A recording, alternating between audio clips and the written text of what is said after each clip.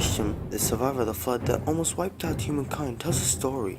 Once upon a time, he says, he was king of Shurpak, a beautiful city on the banks of Euphrates. Then as the gods met in secret council, Anu, the god of firmament, Naruta, the god of war and wells, Enlil, the god of earth, wind and air, Inugi, the god of irrigation, and Ea, the cleverest of the gods, the god of wisdom and craft. Enlil ordered a flood to destroy humankind. Utnapishtim was the only one of mankind that survived the flood that the gods had sent to destroy mankind. He survived not because he was greater than the gods or outsmarting them, no.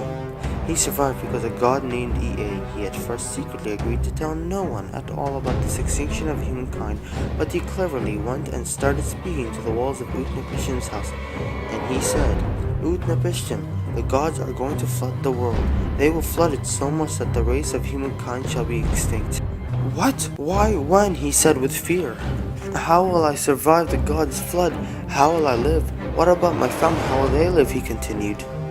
Ea then replied, Utnapishtim, go and build a ship that is 180 feet high and with 6 decks and 1 acre of floor space, and load it up with the seeds of each living thing. You also have to take your family and possessions with you in the ship. With great fear, Utnapishtim then replied, How? How will I build such a big ship? A ship that me alone will take for years. How will I build it? Who will help?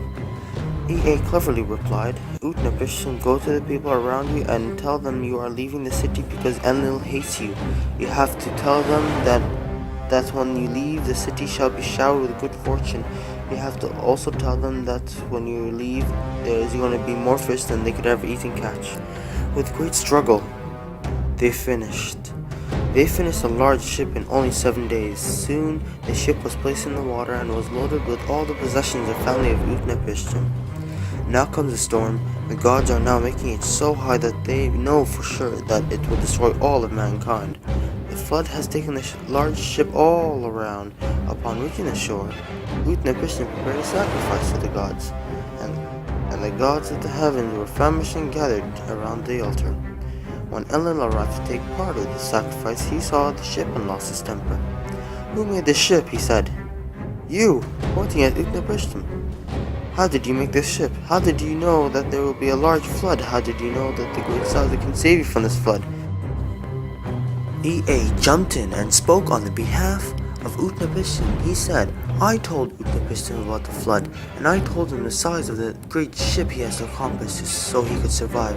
If you wanted to punish someone, it does not mean that you punish all of the others. Not all people deserve to die. Enlil listened and understood. He took Utnapishtim and his wife by the hands and made them kneel. Then he touched their foreheads and blessed them, turning them to gods. For saving humanity, he granted them eternity life. But they alone deserve that gift. And that is the story of the day.